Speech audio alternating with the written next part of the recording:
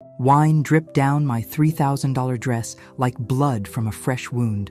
Vanessa smirked as she set the empty glass on the table, her voice cutting through the stunned silence. "Now you look as cheap as you really are." Her mother, Helen, beamed with pride from across the room.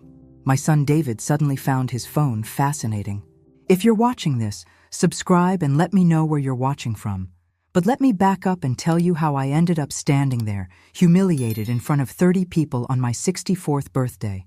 It started 3 weeks earlier when David called with what he claimed was wonderful news. "Mom, we're throwing you a surprise party," he announced, though his voice lacked any real enthusiasm. Vanessa insisted. "She's been planning it for weeks." Vanessa insisted. That should have been my first red flag. In 8 years of marriage to my son, my daughter-in-law had never insisted on anything that benefited me. But I was still naive enough to believe she might have grown a heart. The party was at their house. My house, actually. The one I'd signed over to them 3 years ago when Robert died. "To help with the mortgage," David had said. "Just temporarily, until we get back on our feet." That temporary arrangement had become surprisingly permanent. I arrived fashionably late, wearing the navy silk dress I'd bought for the occasion. $3,000 seemed excessive, but Robert had left me comfortable, and I wanted to look elegant for what I thought would be a celebration of family. The first hour went smoothly enough. Neighbors, a few old friends, David's colleagues from the accounting firm where he worked as a junior partner. Everyone complimented my dress, the catering was decent, and I actually started to relax. That's when Vanessa made her move. She'd been watching me all evening with those calculating green eyes, waiting for the perfect moment. It came during David's toast, when everyone's attention was focused on his rambling speech about family and gratitude. "Let me get you some more wine, Margaret," she said sweetly, approaching with a full glass of red wine and that smile I'd learned to distrust. I should have seen it coming. The way she positioned herself, the angle of her approach, the theatrical stumble that sent the entire contents of the glass cascading down the front of my dress. "Oh my goodness, I'm so clumsy," she gasped, loud enough for everyone to hear. "I'm so sorry, Margaret." But her eyes weren't sorry. They were triumphant. That's when she delivered the line that changed everything. "Now you look as cheap as you really are." She said it quietly, meant only for me, but in the sudden silence that followed the wine incident, her words carried further than she'd intended. A few people definitely heard it. I watched their faces change from sympathy to shock to uncomfortable embarrassment. Helen Roberts, Vanessa's mother, actually started clapping slowly, as if approving of a well-executed performance. David looked up from his phone just long enough to mumble, "These things happen, Mom. It's just a dress. Just a dress." Standing there with wine soaking through the silk, feeling the stares of 30 people, I realized something crucial. This wasn't an accident. This was a deliberate act of cruelty, performed in front of witnesses to maximize my humiliation, and my son's only response was to minimize it.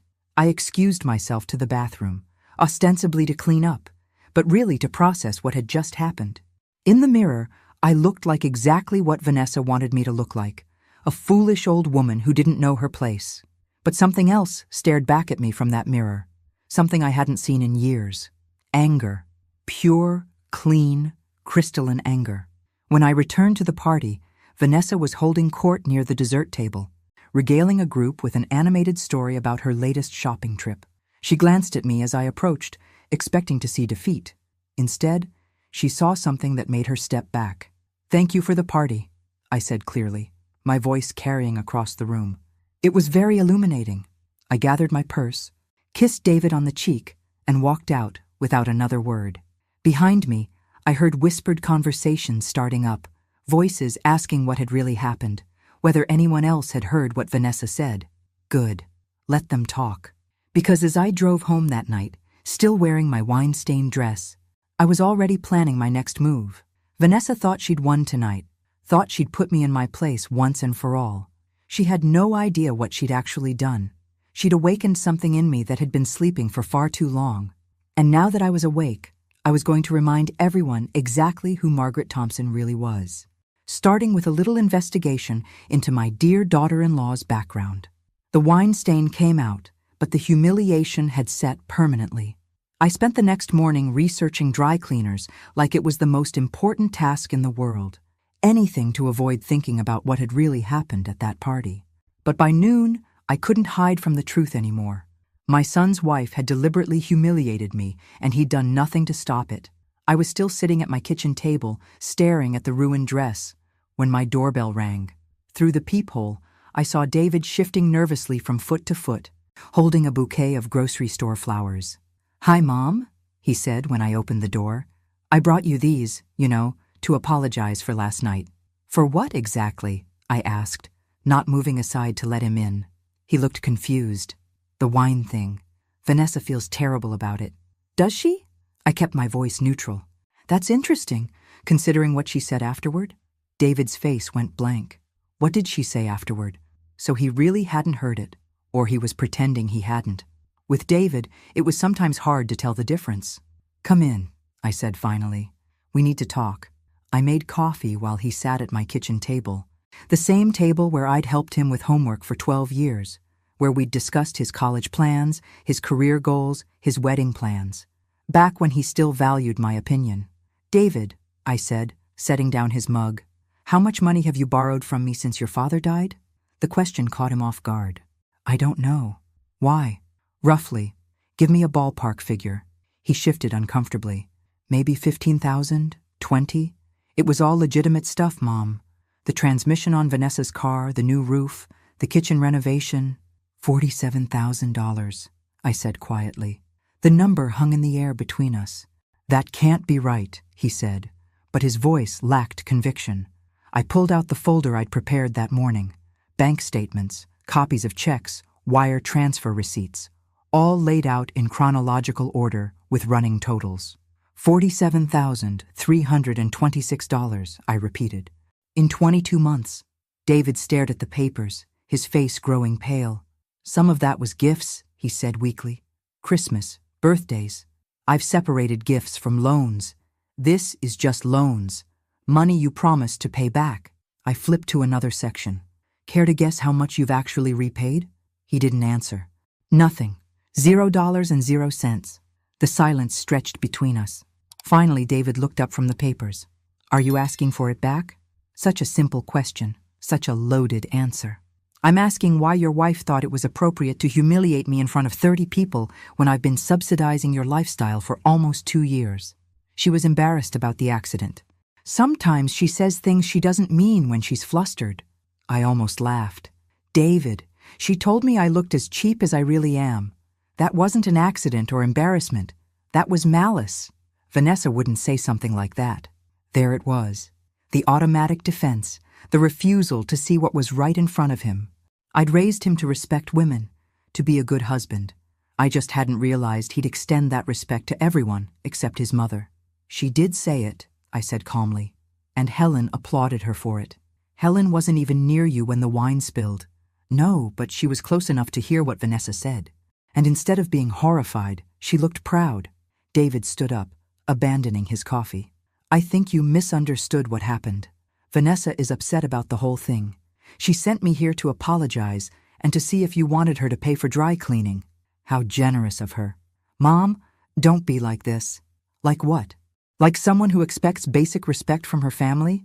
He had no answer for that. After he left, I sat alone with my financial records spread across the table. $47,000. Nearly a quarter of Robert's life insurance payout. Money I'd given freely because I thought it was helping my son build a stable life with the woman he loved. But looking at it now, I saw a different pattern. The requests had escalated over time. Small emergencies at first, then larger renovations, then luxury purchases disguised as necessities.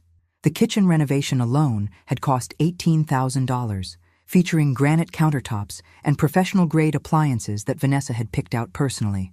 My kitchen still had the original laminate counters from 1987. I pulled out my laptop and began typing. If Vanessa thought $47,000 bought her the right to humiliate me, she was about to learn how expensive that privilege really was. But first, I needed to know exactly who I was dealing with.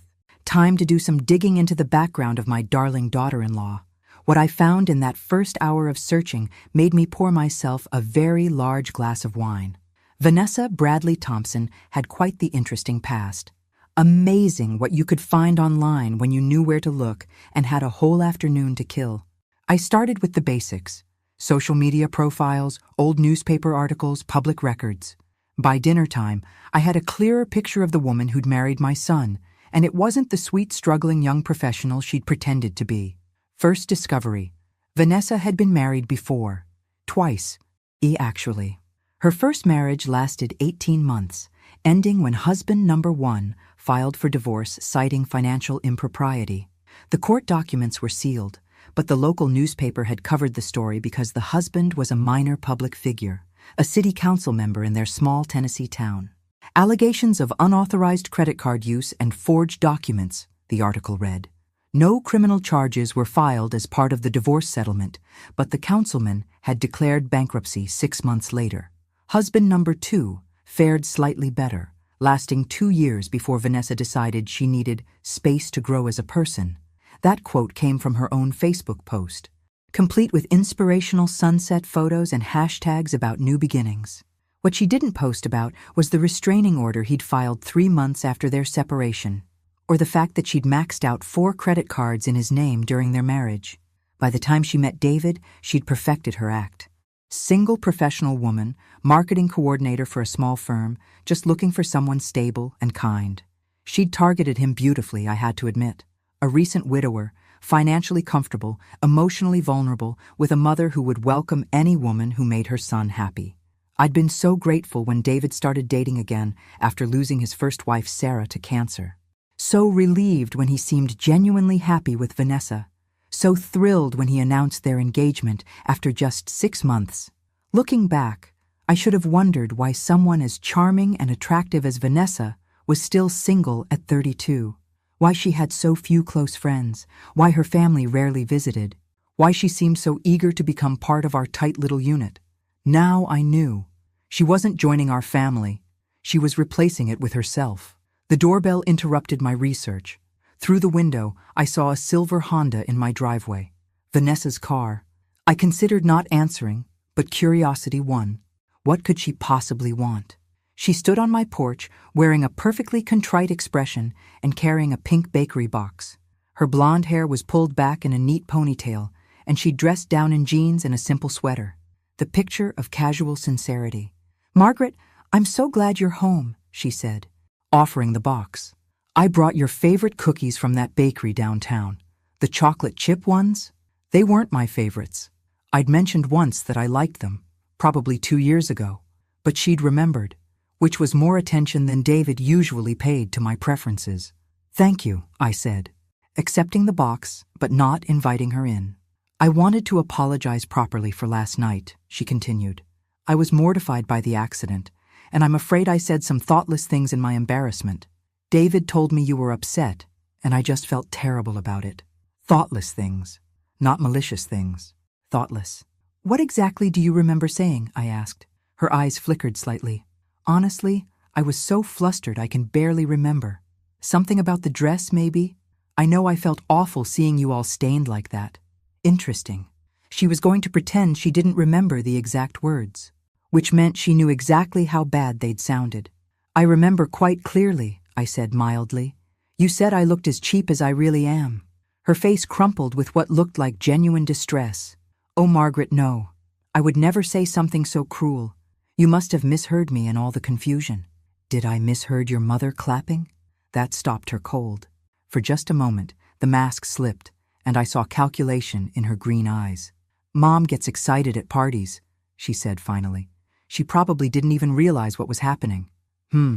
I shifted the bakery box to my other hand. "Well, thank you for the cookies and the apology. Actually," she said quickly, "I was hoping we could chat for a few minutes, clear the air properly. I'd hate for one awkward moment to damage our relationship. Our relationship. As if we'd ever had one that wasn't built on my usefulness to her marriage." "I'm pretty tired today," I said. "Maybe another time." "Of course." She stepped back, still smiling.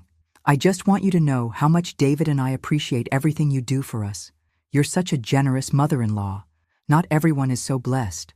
There it was. The reminder of my financial contributions dressed up as gratitude. the subtle message that my place in their lives depended on my continued generosity. After she left, I opened the bakery box. Inside were a dozen expensive-looking cookies and a handwritten note. For the sweetest mother-in-law in the world. Thank you for everything. Love, Vanessa. I had to give her credit for thoroughness. But as I threw the note away, I was already planning my next move. If Vanessa wanted to play games about memory and misunderstandings, I was happy to oblige. Tomorrow, I was going to have a conversation with Helen Roberts. Time to find out exactly what kind of apple had produced this particular tree. Helen Roberts lived in a pristine subdivision where every lawn was edged to perfection and every mailbox matched the house trim. The kind of neighborhood that screamed upper-middle-class respectability while hiding all sorts of interesting secrets behind closed doors. Her house was a colonial revival with white columns and black shutters, exactly the sort of place you'd expect to find the mother of someone like Vanessa. Everything about it whispered good family values and proper upbringing. I'd called ahead, claiming I wanted to discuss plans for David and Vanessa's upcoming anniversary. Helen had been delighted to invite me over for afternoon tea. How lovely that you're taking such an interest in celebrating their marriage, she'd gushed. If only she knew what kind of celebration I had in mind. Helen met me at the door wearing a floral dress and pearls, looking like she'd stepped out of a 1950s magazine. Her silver hair was perfectly styled, her makeup expertly applied. She had the same bone structure as Vanessa, the same calculating intelligence behind the warm smile. "Margaret, how wonderful to see you," she said, air-kissing my cheeks. Come in, come in. I've made cucumber sandwiches and scones." The living room was decorated in shades of cream and gold, with oil paintings of flowers and landscapes covering the walls. Everything was expensive but tasteful, the home of someone who understood quality, but not necessarily authenticity. "I was so sorry to hear about the little accident at your party," Helen said, as she poured tea from a delicate china service. "Vanessa was quite upset about it." "Was she?" I accepted the cup, noting it was bone china. Expensive bone china. She seemed to handle it well at the time. "Oh, you know how she is. Always trying to make the best of awkward situations." "She gets that from me, I'm afraid. We Roberts women believe in keeping a smile on our faces no matter what." The Roberts women. Interesting phrasing. "She's certainly good at maintaining composure," I agreed, even when saying things she might later regret. Helen's hand paused slightly as she reached for a cucumber sandwich. "I beg your pardon?" "At the party, after the wine spilled. I thought I heard her make a comment about my appearance, but perhaps I misunderstood." "Oh, I'm sure you did. Vanessa would never say anything unkind. She thinks the world of you." The lie came so easily I almost admired it. This was where Vanessa had learned her craft. "I'm sure you're right," I said, sipping my tea. "It's just that a few other guests mentioned hearing something, and I wanted to clear up any misunderstanding." Helen's smile became more fixed. "Well, people do love to gossip, don't they? Especially when they've had a bit too much to drink." "True. Though I noticed you seemed quite pleased with something during the incident. You were actually applauding." This time her hand did stop, suspended halfway to her mouth with a tiny sandwich. "I was applauding David's speech, of course. Such a lovely tribute to you." "Was that before or after the wine spilled?" I'm not sure I remember the exact sequence of events. It all happened so quickly." "Liar, but a skilled one." I could see where Vanessa had learned to deflect and redirect. "Helen," I said, setting down my cup with deliberate care, "how well do you know your daughter's first two husbands?" The color drained from her face so quickly, I thought she might faint. "Her what?" "First two husbands, James Bradley from Tennessee and Marcus Chen from Ohio. Surely she mentioned them." Helen's mouth opened and closed like a fish gasping for air. "I think there's been some misunderstanding." "Has there?" "Because the public records are quite clear. 2 previous marriages, both ending rather badly. Financial irregularities in both cases. I found it fascinating reading." "I don't know what you think you've discovered," Helen said, her voice shaky now.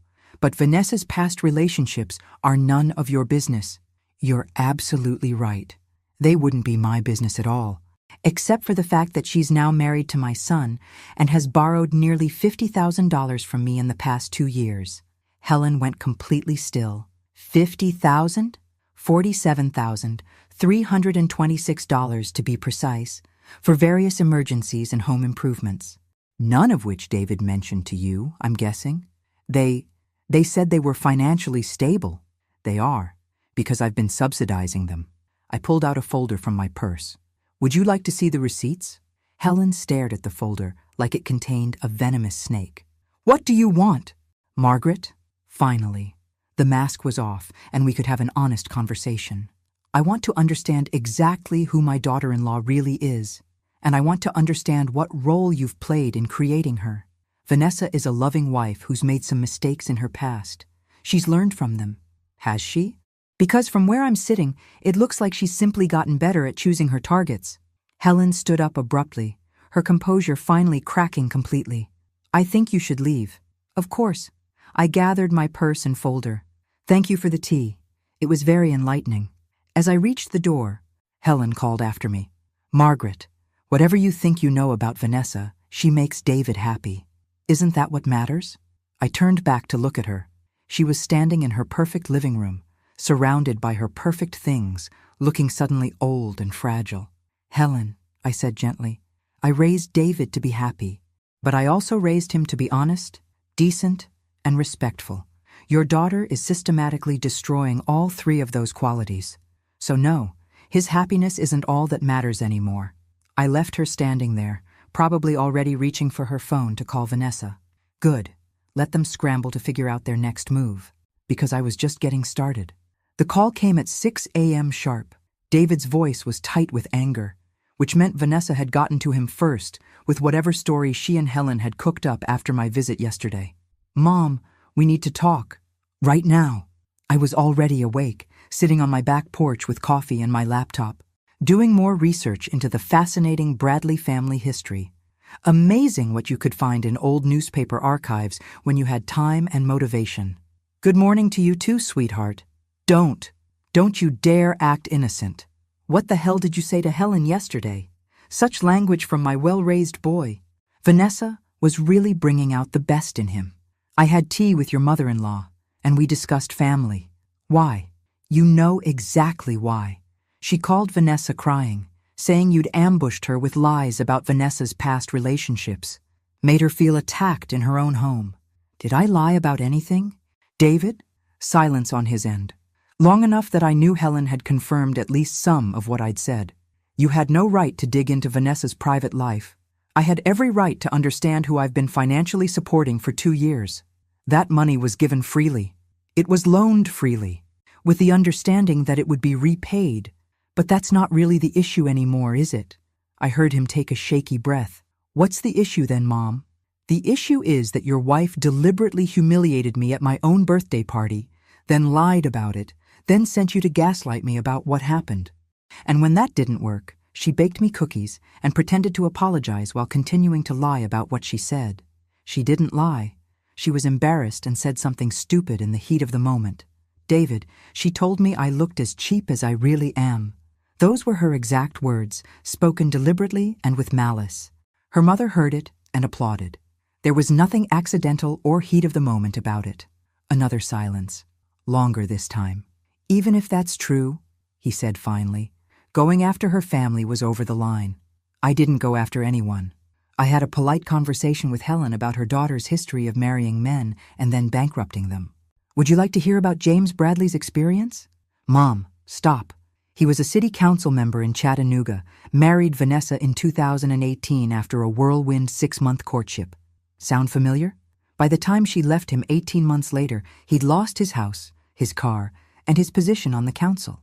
She'd run up $60,000 in debt in his name. You're lying. Marcus Chen lasted longer. 2 years of marriage before she decided she needed space to grow.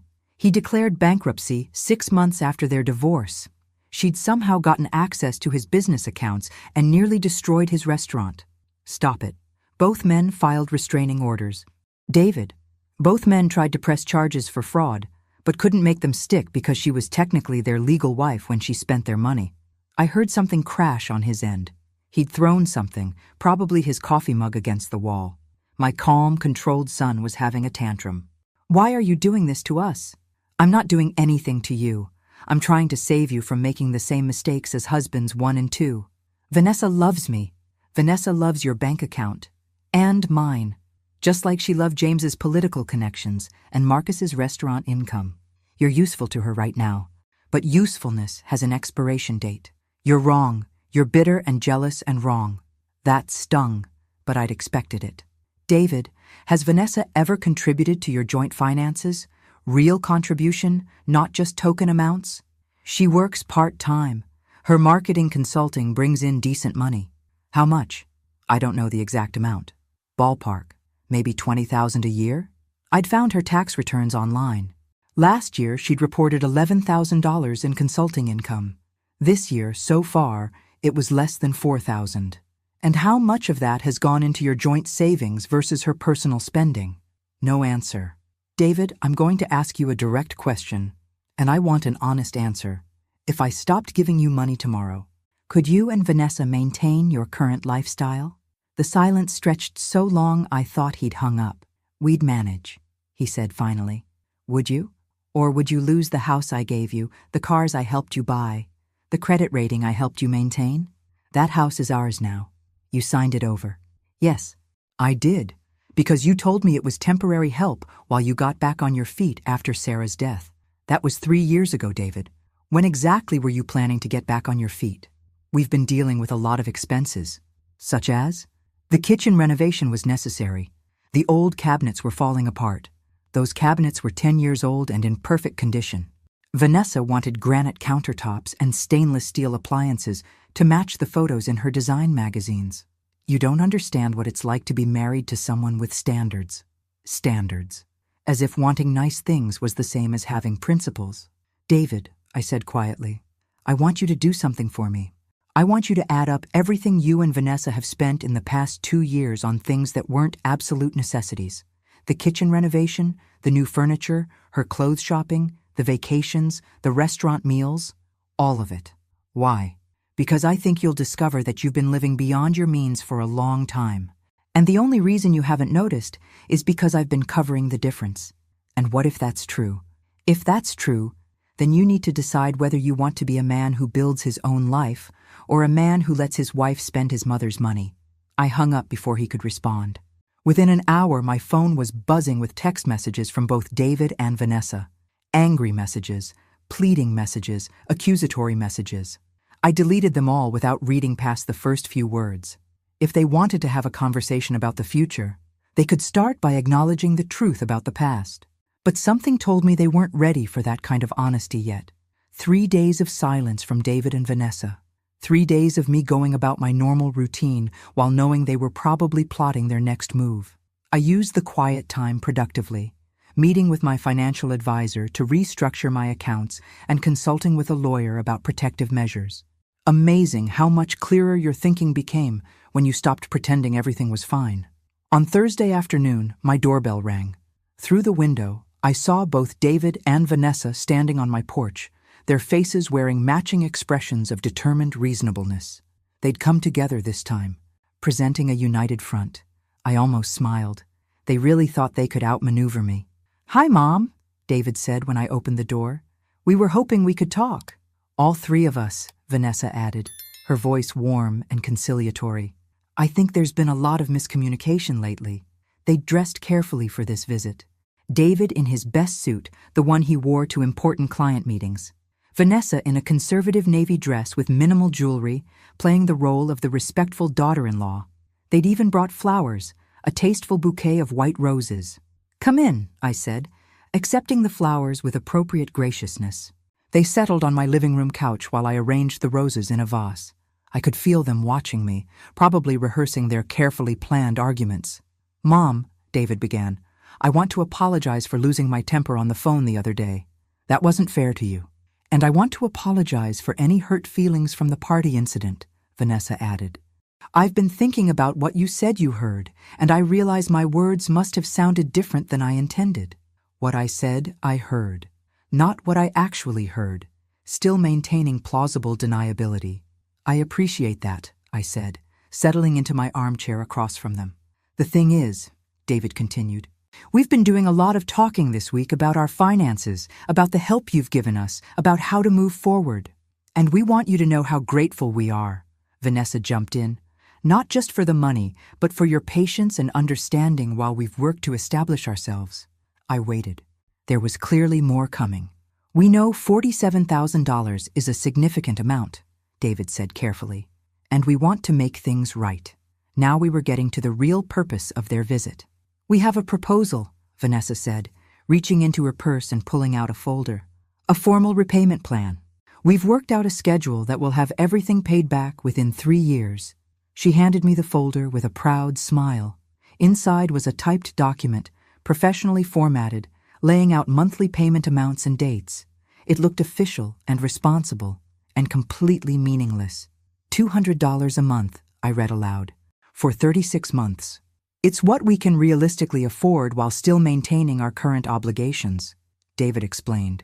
Your current obligations. I set the document aside. Such as? The mortgage on the house, obviously. The car payments, insurance, living expenses. Living expenses, I repeated.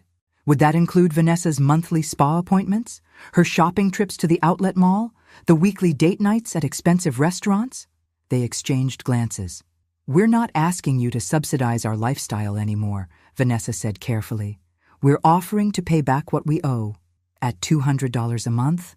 With no interest, you're offering to take 36 years to repay money you spent in 24 months. 3 years, David corrected. 36 months is 3 years. My mistake. 3 years to pay back money you borrowed for emergency home repairs and then spent on luxury renovations. The temperature in the room seemed to drop several degrees. Mom, David said slowly, what exactly are you saying? I'm saying that your repayment plan is insulting. I'm saying that $200 a month doesn't even cover the interest on what you owe me. And I'm saying that this entire performance feels less like genuine remorse and more like a negotiating tactic. Vanessa leaned forward, her mask of reasonableness starting to slip. Margaret, we're trying to do the right thing here. We could have just ignored the debt entirely, claimed it was all gifts, but we didn't. How generous of you. What do you want from us? David asked, frustration creeping into his voice. What did I want? I'd been asking myself that question for days, and I finally had an answer. I want honesty, I said simply. Real honesty, not carefully crafted apologies and payment plans designed to make you look reasonable while changing nothing. We're being honest, Vanessa protested. Are you? David, did you tell Vanessa about my conversation with her mother? His face went pale. Clearly he hadn't. What conversation? Vanessa asked, but her voice had gone sharp. The one where Helen confirmed your previous marriages. The ones you never mentioned to any of us. Vanessa went completely still. That's ancient history. Is it? Because the pattern seems remarkably consistent. Find a man with resources, marry him quickly, drain his accounts, then move on when the money runs out. That's not what happened with us, David said, but he sounded less certain than before. Isn't it? You've been married 3 years, and in that time Vanessa has contributed virtually nothing to your household income, while spending nearly $50,000 of my money on non-essential purchases. She works, David protested. Part-time consulting that brings in maybe $4,000 a year, according to her tax returns. You looked at her tax returns? David's voice was outraged. They're public record if you know where to look. Amazing what becomes available when someone claims business income. Vanessa stood up abruptly. I don't have to listen to this. No, you don't, I agreed. But you might want to, because I haven't finished sharing what I learned about your employment history. She froze halfway to the door. Sit down, Vanessa, both of you, because we're going to have that honest conversation now, whether you want to or not. They sat, and for the first time in 3 years, I felt like I had their complete, undivided attention. Vanessa has never held a steady job for more than 18 months, I said, pulling out another folder from my carefully organized research. In the past decade, she's worked for 7 different companies in 4 different states. David's face was growing paler by the minute. People change jobs. That's normal in marketing. Is it normal to be fired for falsifying expense reports? Because that's what happened at Morrison & Associates in Tennessee. Vanessa's composure finally cracked completely. You have no right to contact my former employers. I didn't need to contact anyone. Wrongful termination lawsuits are public record, especially when they involve allegations of fraud. I opened the folder and spread the documents across my coffee table like a dealer laying out cards. Morrison and Associates, fired for submitting fake receipts. Bradley Marketing Solutions in Ohio, terminated for unauthorized use of company credit cards. Thompson Creative in Michigan, let go during a restructuring that happened to coincide with missing petty cash.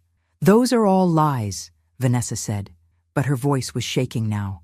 Are they? Because I also found your LinkedIn profile where you list yourself as having mutually agreed to part ways with each of these companies. Funny how your version never mentions the theft allegations. David was staring at his wife like he'd never seen her before. Vanessa, please tell me she's making this up. Vanessa turned to him with tears in her eyes, playing her final card. David, you know who I am. You know I would never do anything dishonest. Your mother is trying to destroy our marriage because she can't stand that you chose me over her. It was a masterful deflection, I had to admit. Turn the focus away from her crimes and onto my supposed jealousy. I chose you over her? David repeated slowly. Vanessa, my mother has given us almost $50,000. How exactly did I choose you over her? She's controlling, David. Can't you see that? She uses money to manipulate us, to keep us dependent on her so she can feel important. If I wanted to control you, I said calmly, I would have made the loans contingent on conditions. I would have demanded monthly financial reports, or veto power over your purchases or regular family dinners. Instead, I wrote checks whenever you asked and never questioned what the money was for. Because you wanted us to owe you, Vanessa shot back. You wanted us to feel guilty and grateful so we'd never be able to cut you out of our lives. David stood up abruptly, running his hands through his hair. Stop, both of you, just stop. He walked to the window, staring out at my garden while Vanessa and I watched him in silence. When he finally turned back, his face looked older somehow, etched with a weariness I'd never seen before. Mom, he said quietly, is everything in these folders true? Yes. All of it? The previous marriages, the job terminations, the fraud allegations? Yes. He turned to his wife. Vanessa, I need you to look me in the eye and tell me the truth. Did you steal from your previous employers? David, please don't do this. Did you steal from them? She started crying in earnest now, the kind of desperate tears that come when all other options are exhausted. It wasn't stealing. They were expense reimbursements I was entitled to. The companies were just being petty about documentation. Falsified receipts aren't documentation problems, I said gently. They're fraud. And your previous husbands? David continued, his voice getting steadier. Did you max out credit cards in their names? We were married. Their money was my money. That's not how marriage works, Vanessa. She looked back and forth between us, finally realizing that her charm and manipulation weren't going to save her this time. The mask came off completely, revealing the calculating predator underneath. Fine, she snapped. Yes, I took money from men who could afford it. Yes, I've made some questionable financial decisions. But so what? You benefited too, David.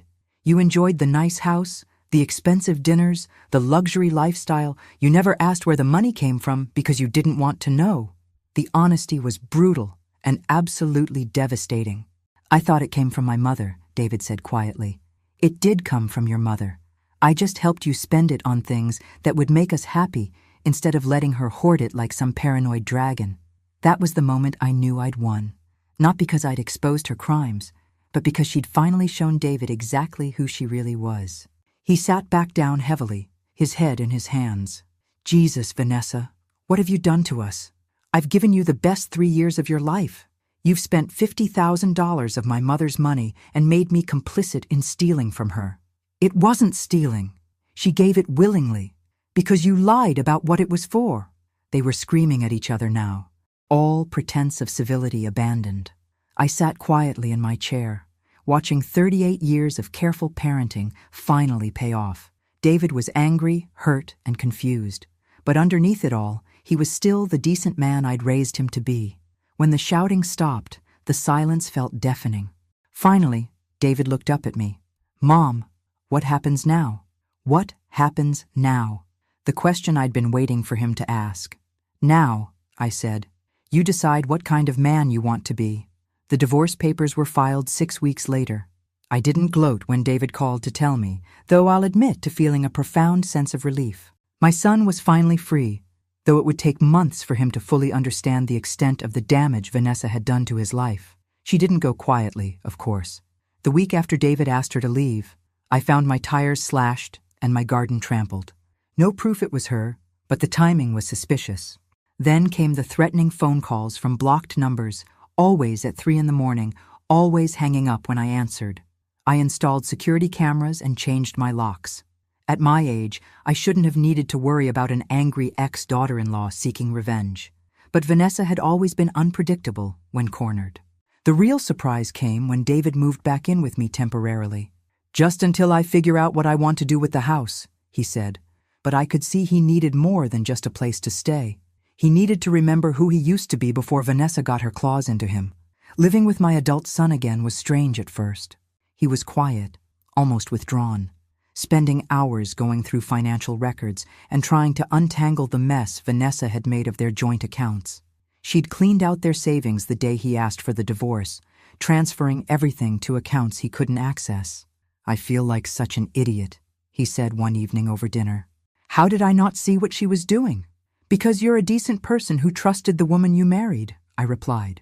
"Decent people have trouble recognizing predators because we don't think like they do." But the signs were all there. The spending, the lies about her work history, the way she treated you. He pushed food around his plate without eating. "God, Mom, the way she treated you. I let her humiliate you at your own birthday party." "Yes, you did." He looked up, startled by my bluntness. "You let her treat me badly for 3 years," I continued. "You prioritized her feelings over mine, her wants over my needs, her version of events over my actual experiences. And when I finally fought back, your first instinct was to defend her. I know. I'm sorry. Sorry isn't enough, David. Sorry is what you say when you accidentally hurt someone. What you did was systematic. You systematically chose your wife over your mother for 3 years, even when she was obviously in the wrong." He set down his fork, tears in his eyes. "How do I fix that?"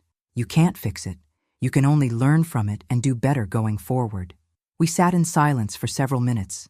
Outside, I could hear Mrs. Patterson next door calling her cat in for the night, the same routine she'd followed for 20 years. Some things never changed, but others changed whether you wanted them to or not. "Mom," David said finally, "about the money, the $47,000. I want to pay it back, all of it, with interest." "With what? Vanessa cleaned out your accounts, remember?" "I'll get a second job. Sell the house. Whatever it takes." I studied my son's face, seeing determination there for the first time in years. "David, I don't need the money back. Your father left me very comfortable, but I need to pay it back. For my own self-respect." That I understood. "All right, but we'll work out reasonable terms.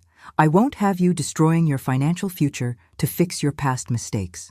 He nodded gratefully, and I saw a glimpse of the young man I'd raised, the one with integrity and backbone who'd somehow gotten lost along the way. The phone rang, interrupting our conversation. The caller ID showed a number I didn't recognize, but when I answered, I immediately recognized the voice. "Margaret, this is Helen Roberts, Vanessa's mother." I put the phone on speaker so David could hear. "Hello, Helen.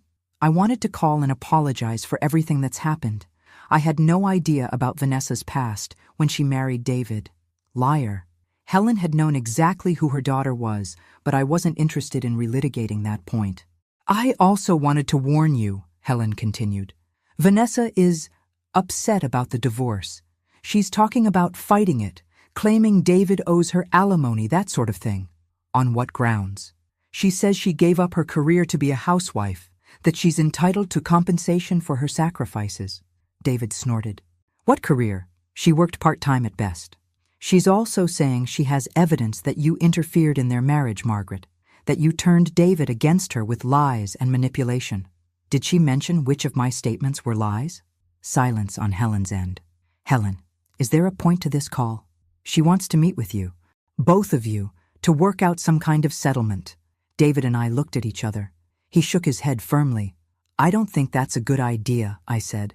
"She's not going to give up easily. Vanessa never gives up when money is involved. Then she can explain that to her lawyer, and to mine." After I hung up, David looked troubled. Do you think she'll really try to fight the divorce? She can try, but she won't get far. Your marriage lasted 3 years, she has no children, and she's already demonstrated financial irresponsibility. Plus, I have documentation of all the money she took from me under false pretenses. But even as I reassured him, I had a feeling this wasn't over. Vanessa had shown herself to be vindictive and desperate, a dangerous combination in someone with nothing left to lose. I just didn't realize how dangerous she could become. The fire started at 2:17 a.m. on a Tuesday. I know the exact time because that's when my smoke detector went off, screaming like a banshee and jolting me from deep sleep. By the time I stumbled out of bed and saw the orange glow outside my bedroom window, flames were already climbing up the side of my house. David's room was at the far end of the hall. I pounded on his door while dialing 911, my hands shaking so badly I could barely hit the numbers. Fire department, what's your emergency? My house is on fire. 1247 Maple Street. Ma'am, are you and anyone else in the house safe? David appeared beside me, wearing boxers and a t-shirt, his hair sticking up in all directions. Mom, we need to get out now. We ran through the house, grabbing nothing but our phones and car keys. Outside, we stood on the sidewalk in our pajamas, watching orange flames dance across the roof of the home I'd lived in for 32 years. The fire department arrived within minutes, but by then, the entire east side of the house was engulfed. They managed to save the main structure, but the damage was extensive. My bedroom, the guest room where David had been staying, most of the upstairs hall, all gone. Any idea how it started? The fire chief asked after his crew had the blaze under control. None, I said, though I was already forming suspicions. We'll investigate, but I can tell you it started outside, near the back porch. Looks like someone doused the exterior wall with accelerant. David and I exchanged looks. Someone had deliberately set my house on fire. The next few hours were a blur of insurance calls, police reports, and temporary housing arrangements. David insisted I stay at a hotel while the investigation continued, and I was too shaken to argue. By noon, we were sitting in a generic hotel room, drinking bad coffee and trying to process what had happened. It was her, wasn't it? David said finally. We can't know that for sure. Mom, who else would do something like this? The timing is too coincidental. I had to agree. 2 weeks after Helen's warning about Vanessa not giving up easily, my house mysteriously catches fire. The police were already treating it as arson, and Vanessa had motive, means, and opportunity. But proving it would be another matter entirely. My phone rang. The caller ID showed Detective Williams, the officer who'd taken our statement at the scene. Mrs. Thompson? We've made an arrest in connection with your house fire. My heart stopped. Vanessa? No, ma'am. A man named Tony Martinez. He's a small-time criminal with a record for arson for hire. We caught him on a traffic camera near your neighborhood around midnight. Did he say who hired him? He's not talking yet. But we're working on it. In the meantime, I'd recommend staying somewhere safe. If someone hired him to burn down your house, they might try again. After the detective hung up, David and I sat in stunned silence. Tony Martinez, I said finally. I've never heard that name before. But Vanessa might have. She knows all kinds of unsavory people from her various jobs and relationships. I thought about the woman who'd married my son, who'd smiled at family dinners while planning to steal our money, who'd deliberately humiliated me at my own birthday party. Was she really capable of hiring someone to burn down my house? Looking back, I should have realized the answer was obviously yes. The hotel phone rang, startling us both. David answered it warily. Thompson hotel room. His face went white as he listened to whoever was on the other end. No, absolutely not. Don't call here again. He hung up and looked at me with something approaching panic in his eyes. That was Vanessa. She knows we're staying here. How could she possibly know that? I don't know, but she does. She said she wanted to meet, to talk about our mutual problem. What mutual problem? I think she's claiming we framed her for the arson. The audacity of it took my breath away. She burns down my house, then calls to suggest we're framing her for a crime she actually committed. David, we're leaving. Now. Where are we going? Somewhere she can't find us. Pack your things. As we threw our belongings into suitcases, my phone started ringing. Unknown number. I didn't answer, but it immediately started ringing again. Different number this time. On the third call, I answered. "Margaret Thompson, you interfering old bitch." Vanessa's voice was slurred, like she'd been drinking. Or maybe she was just letting her mask slip completely now that she had nothing left to lose. "If you're recording this conversation, Vanessa, you should know the police are already investigating the fire. Good luck proving I had anything to do with it. Tony Martinez might have something to say about that." Silence on her end, long enough that I wondered if she'd hung up. "You destroyed my life," she said finally. "You destroyed your own life. I just documented it. I loved David. I gave him everything. You gave him nothing but lies and debt. He was happy with me. He was miserable with you. He just didn't realize it until I showed him the truth." She started crying then, harsh sobs that sounded more like rage than grief. "I won't let you win," she whispered.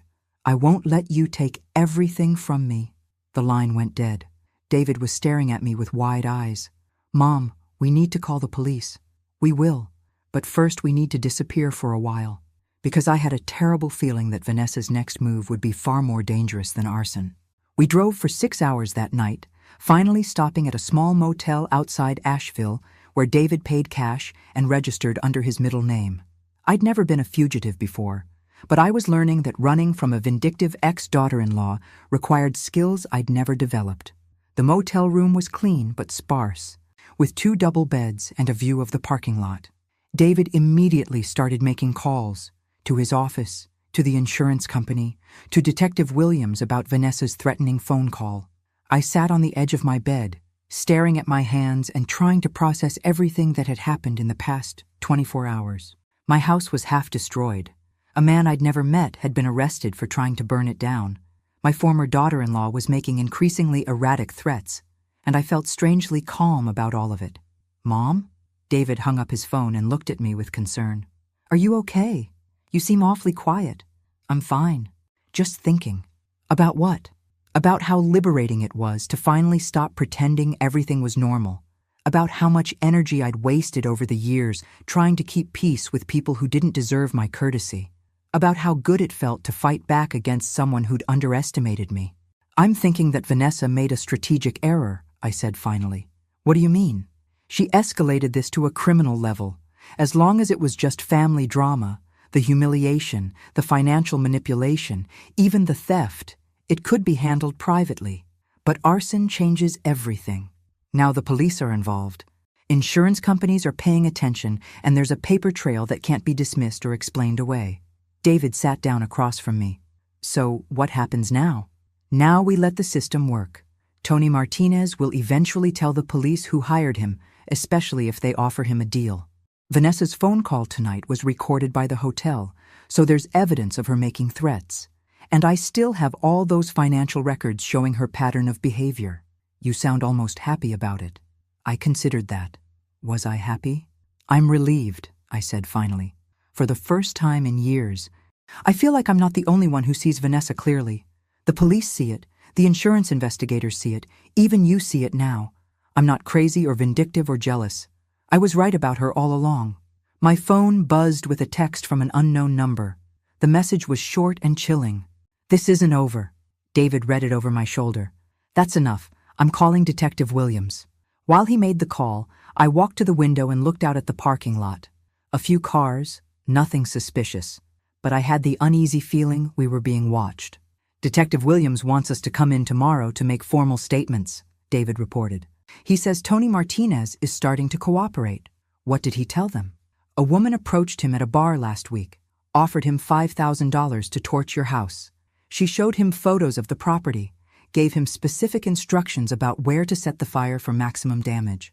"Did he identify her?" "Not yet, but they're putting together a photo lineup.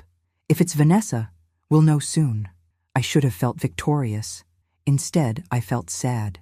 Sad for the woman who'd been so consumed by greed and anger that she'd destroyed her own life. Sad for my son, who'd have to live with the knowledge that he'd married someone capable of attempted murder. Sad for myself, because even winning this battle couldn't undo the years of manipulation and abuse. "David," I said quietly, "I need you to understand something. Even when this is over, even when Vanessa is in jail or out of our lives permanently, there are things that can't be fixed." "Like what?" "Like the fact that for 3 years, You chose her over me every single time there was a conflict. Like the fact that you let her steal from me and humiliate me because it was easier than confronting her. Like the fact that I can't trust you the way I used to." He flinched as if I'd slapped him. "Mom, I know I messed up, but I thought we were working through this." "We are. But working through something isn't the same as pretending it never happened. You're my son, and I love you, but you're not the same man I raised. Vanessa changed you, and I need to know that the person you become going forward is someone I can respect. How do I prove that to you? By never again choosing easy over right. By standing up for people who can't stand up for themselves. By recognizing manipulation when you see it and refusing to be complicit in it. And if I do those things, then maybe eventually we can build something better than what we had before." My phone rang again. This time it was Detective Williams. "Mrs. Thompson, we need you and your son to come in immediately. Tony Martinez just identified your daughter-in-law as the woman who hired him. We're issuing a warrant for her arrest." I felt a strange mix of vindication and exhaustion. It was over. Vanessa had finally pushed too far, and now she would face the consequences. But as we packed our things to return to town, I couldn't shake the feeling that Vanessa had one more card to play. And knowing her, it would be the most dangerous one yet. The courthouse steps were crawling with reporters when Vanessa's trial began 6 months later. Apparently, the story of a daughter-in-law who tried to burn down her ex-mother-in-law's house had captured the public imagination. I walked through the crowd with my head held high, David's hand steady on my elbow. Inside, the courtroom was packed. Vanessa sat at the defendant's table wearing a conservative suit and an expression of wounded innocence that I recognized all too well. She'd lost weight since the arrest, and her lawyer had styled her hair to make her look younger, more vulnerable. But when she turned to glance at David and me, her eyes held pure hatred. The prosecution laid out their case methodically. Tony Martinez testified that Vanessa had approached him at Murphy's bar on March 15th, offering him $5,000 to teach an old woman a lesson. She'd shown him photos of my house, pointed out the best access routes, and specified that she wanted the fire to look accidental but cause significant damage. She was real specific about not wanting anyone to get hurt, Martinez said. Said she just wanted to scare them, make them understand they couldn't mess with her family. Vanessa's lawyer tried to paint Martinez as an unreliable witness, a career criminal who'd say anything to reduce his own sentence. But the prosecution had other evidence.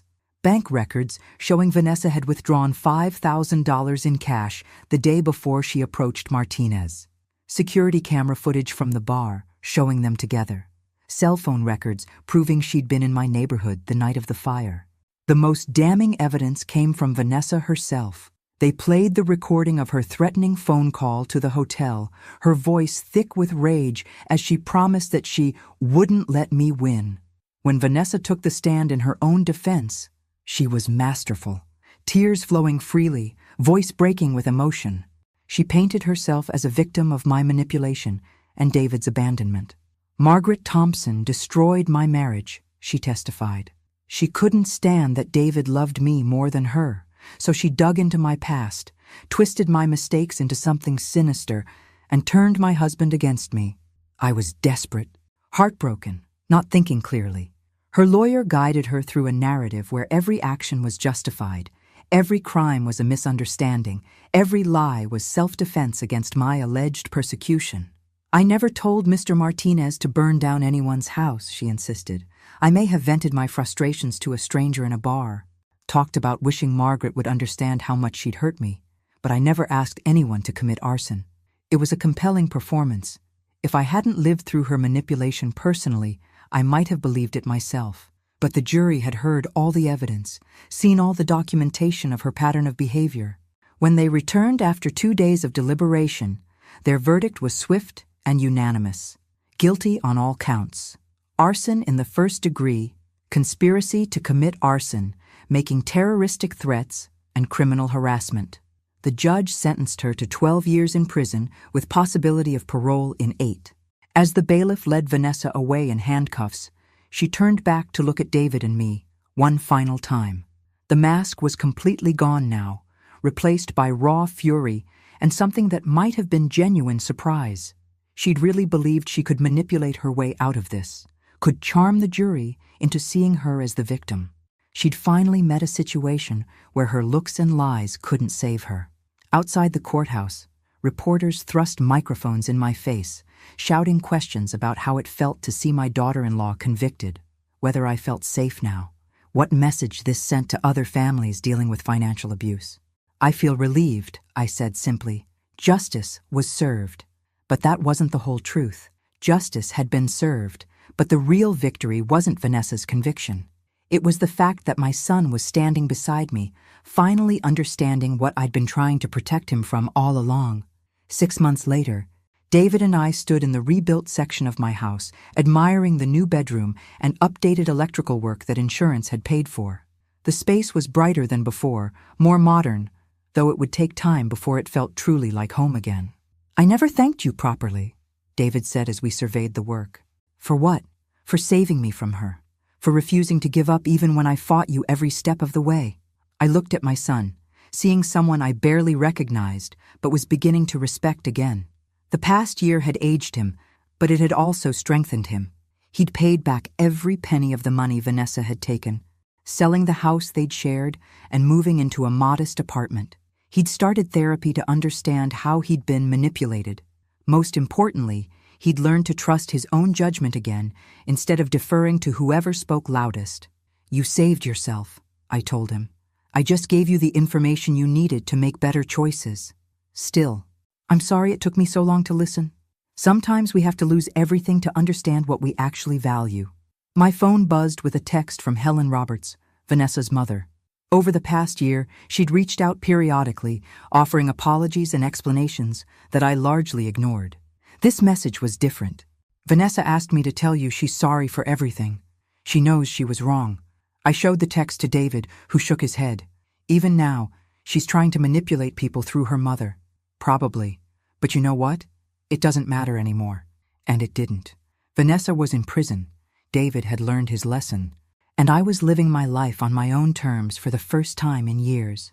I discovered that standing up for yourself, even when it was difficult and painful, was infinitely better than accepting mistreatment for the sake of keeping peace. My house was rebuilt. My relationship with my son was stronger than before. And I'd learned something valuable about my own strength. Sometimes the wine stain ruins the dress, but it also reveals who people really are underneath their masks. And sometimes that revelation, painful as it might be, is exactly what everyone needed to see. 6 months after the trial, I threw another birthday party. This time, I wore a simple black dress that cost $50 and invited only people who genuinely cared about me. David gave a toast about second chances and hard-won wisdom.